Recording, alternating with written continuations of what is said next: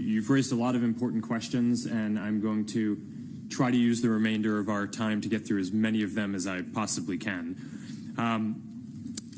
A number of you asked questions around inappropriate content on Facebook in one form or another, whether that's hate speech or bullying or terrorism or different content, and how that relates to this, or fake accounts, and how this relates to this position and philosophy of needing to take a broader responsibility.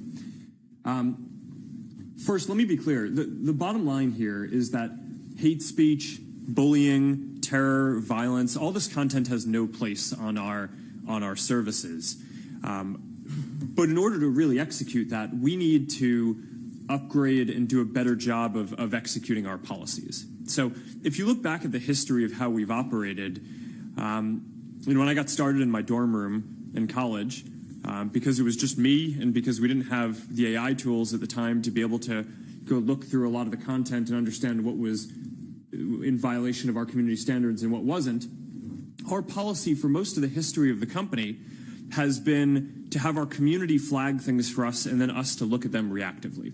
So if someone sees something that they thought might be hate speech or bullying, they would flag that, and then we would look at that. And we've built up teams to manage that. But now we think that our responsibility is greater. And now, sitting here in 2018, we have the ability to start developing more AI tools, which I'll get to in a moment, some more detail, to be able to flag more of the content up front. And now, as a big company, we also have the ability to employ tens of thousands of people to go review more of this content. So if you look, for example, at terror content, one of the things that I'm proud of is that our AI systems now can flag 99% of the ISIS and Al-Qaeda related content that we end up taking down before any person in our community flags that for us. Another example is around bullying. We had this really unfortunate set of incidents when we first launched Facebook Live, where we saw that people were harming themselves or committing suicide on live. And we realized that we needed to do a much better job of addressing that quickly. So we built AI tools and tools to determine if someone was thinking about harm or suicide, hired 3,000 people to make it so that the response time that we could get to those live videos is now less than 10 minutes. And that has been one area where we've been able to significantly improve. But we're basically going through each of these areas, starting from the areas that are the most sensitive and have the highest risk of harm: terror, bullying, self-harm, election integrity, which is obviously extremely important. Are prioritizing them first, but our goal over the coming years is going to get to developing the AI systems and hiring the staff necessary to be able to proactively review more of the content as it's coming into the system. We'll never be perfect on this. You know, our adversaries, especially on the election side, people who are trying to interfere, will have access to some of the same AI tools that we will. So it's an arms race, and we'll need to constantly be working to stay ahead. But our vision for how we should manage the system is going to move from one of reactive management as people in our community flag things to one where we're more proactively having systems look at the content, flag things for tens of thousands of people to review. And we're already making significant progress in doing that. Now, a number of you mentioned specifically issues around fake news. So I want to talk a little bit about our roadmap for addressing this, because the bottom line here is that nobody on Facebook or off Facebook wants fake news, right? No one will sit here and say that they want the information that they see to be false. So, you know, we've broken down the problem, and we think that there are three main sources of content that are problematic here. The first is just spam, which I touched on a little bit in my opening statement. And it's often, it's not politically motivated or ideologically motivated, it's economically motivated. It's people who are just trying to make money by coming up with the most sensationalist content they can and putting it out there. So the way you fight this is the same roadmap that companies have used to fight email spam. You take away these spammers' profit motive, and then they go do something else. And we've done a number of things like preventing them from using Facebook ads, decreasing the distribution to do this.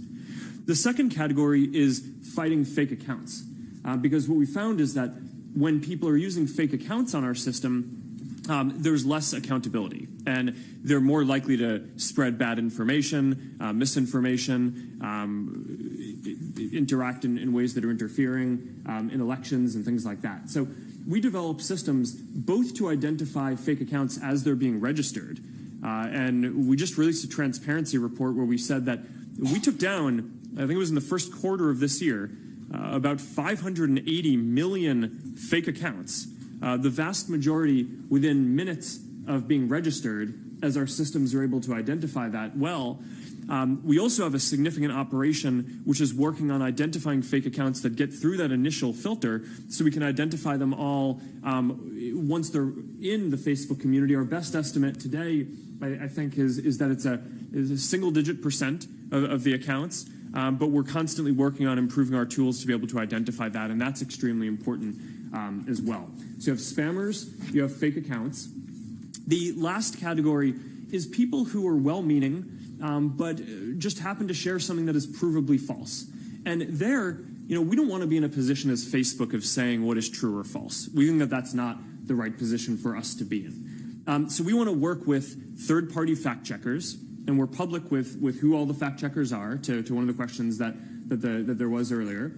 And if a number of third-party fact checkers all identify that a piece of news is provably false, then we'll append something to the story to make sure that we show more related content, so that people can have a more rounded view or understand that fact checkers have marked that story is true, and we'll try to show it less.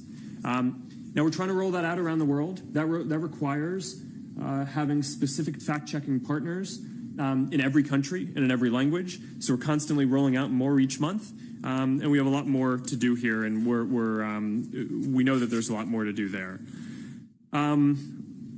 All right, then there were a number of questions around elections. So I know that there are a lot of important elections coming up in Europe. I think in 2019 and 2018, there were elections in Slovenia and Sweden, Latvia, Estonia, Belgium, Poland, and of course the European Parliament. And this is one of our top priorities as a company, is just making sure that we prevent anyone from trying to interfere in elections like the Russians were able to in the U.S. Presidential election in 2016. And I outlined some of the roadmap for that earlier. The game plan is a combination of building more AI tools to identify fake accounts that are trying to interfere and take them down, like we did in the French presidential election, where we identified and took down more than 30,000 accounts. A playbook of closer operation and cooperation with federal election commissions, like we executed in the German elections in 2017, and increased transparency, which we think is going to be very important. If you have the ads that every political actor or advertiser is trying to run to every audience be public, then there's just more accountability. And if someone is trying to do that as a fake account, it becomes more apparent. If someone as a legitimate political actor is just sending different messages to different groups, that will be transparent. So we think that greater accountability is important. And that set of transparency tools that we're building, we're going to be rolling out around the world globally this summer. So we're optimistic about that. We think that there's probably more to do to add on to those after the first version, but we think that first version is going to take us quite far as well. I think, okay, so then there were a number of questions about regulation. Some of the questions asked how I view regulation. I don't think the question here is whether or not there should be regulation. I think the question is, what is the right regulation? I think the internet is becoming increasingly important in people's lives. Some sort of regulation is important and inevitable, and the important thing is to get this right, and to make sure that we have regulatory frameworks that help protect people, that are flexible so that they allow for innovation, that don't inadvertently prevent new technologies like AI from being able to develop, and of course to make sure that that new startups, so the next student sitting in a college dorm room like I was 14 years ago doesn't have an undue burden on being able to to build the next great products. So we think that that's really important, and that's an ongoing conversation that we look forward to participating in. There were a couple of questions around competition and how we view our role and our position as a platform here. And to that, I'd say a few things. One is, first is that we exist in a very competitive space where people use a lot of different tools for communication. Where the average person uses about 8 different tools for communication, ranging from all sorts of private messaging up to more broadcast mediums to things where they're communicating with groups of people and all of their friends at once. So from where I sit, it feels like there are new competitors coming up every day. There are competitors that reach tens and hundreds of millions of people, and we're constantly needing to evolve our service in order to stay relevant and serve people well. So that feels like it's a competitive environment where there are many choices that people have. On the business side, the business model is advertising. Facebook today is about 6% of the global advertising market. So clearly advertisers also have a lot of choice in terms of where they choose to advertise. And that's an important lens to look at it from as well, although I think that you want to look at it both from the consumer choice perspective and the business choice. One thing that I want to add that I think often gets overlooked when you talk about competition is, around the world there are 70 million small businesses that use Facebook's tools to grow and reach customers. And in Europe alone, there are about 18 million small businesses that use Facebook tools. And as I said in my opening statement, about half of them have told us that they are hiring more people because of their use of our tools to be able to grow.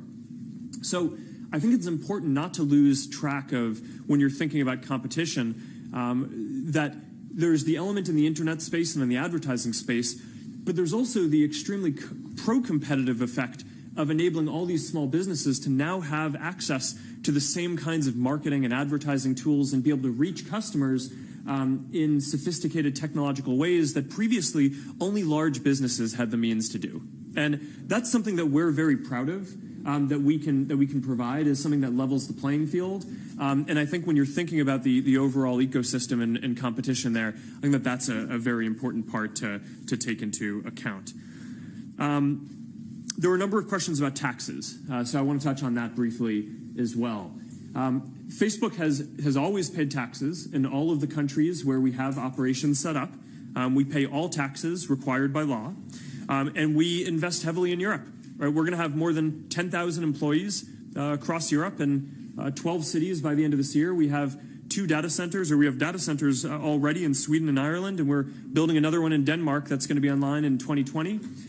So we've always paid the taxes that the law requires, and we're making significant investments in terms of helping to build the economies in the countries here, and to contribute to the innovation and job growth here as well.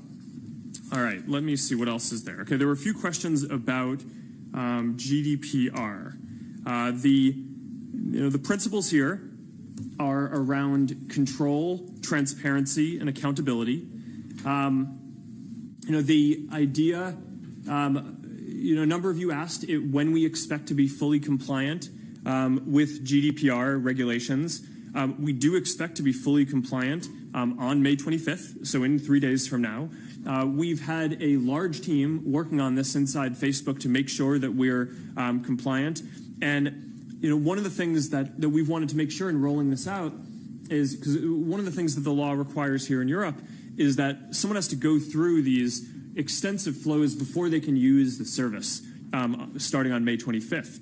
And one of the pieces of feedback that we got from people in the community was that they didn't want to get roadblocked before being able to go see their friends' content. Right? If you're coming to Facebook because you want to share something, the last thing that we want is for someone to go through the flows quicker than they need to, and just click OK or no on a bunch of stuff because they just want to blow through that in order to get to what they were trying to do. So we've actually been rolling out the GDPR settings and flows for a while now, and a large percent of Europeans have already gone through them, and we've basically put the flows in front of people, and giving them the opportunity to dismiss them. Starting on May 25th, we will start requiring people to go through the flows before they can resume using our services. So a large percent of people, dozens of percents, have gone through the flows already, and we've gotten good feedback on that and how we've implemented that so far. Let me see if there's anything else that is important to touch on. There were a couple of questions about political bias that I want to touch on, because I think that this is a very important topic. As a couple of you mentioned, we are committed to being a platform for all ideas. That means that we want to make it so that people can come to our service and share any idea across the political spectrum. It's very important to me that we're a service that allows for a wide variety of political discourse. We view that as a big part of our responsibility, and I can commit to you here today that we have never and will not make decisions about what content is allowed or how we do ranking on the basis of a political orientation. So that's an important philosophical point for me that I'm proud to be able to commit to. There was a specific point around distribution and reduction of seeing people's content, and on that, what I'd just say is we've made a number of changes this year to make sure that we're showing people's friends and family and community content more than public content in general. So a lot of the feedback that we've heard from people is that they come to Facebook because they want to stay connected to people. We've also done a lot of well-being research. This wasn't a topic that came up today, but we're very focused on making sure that people's use of technology is good for people's well-being and is not taking away from it in some way. And all the research that we have shows that when you're using the internet to stay connected to people that you care about, that's good for your well-being. It's correlated with measures like increased measures of health and happiness and feeling more connected and less alone over time. But when you're just using Facebook or the internet overall to read news or passively consume videos, that isn't correlated with those same benefits to well-being. So because of that and because of feedback that we've received, we've made a number of shifts to the services to promote connecting with people's friends and family and communities more than public content. So that has led to reductions in distribution for public content, video, news, across the board, and is not targeting any specific political ideology. Is there anything else here? Shadow profiles. Shadow profiles. Compensation.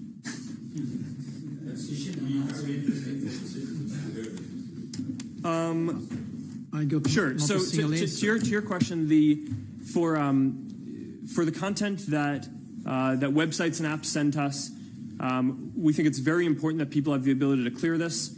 So we just launched or just announced that we're building and will soon launch this clear history feature that allows you to clear all basic browsing history data. To your point about earlier around how do we separate out the security data?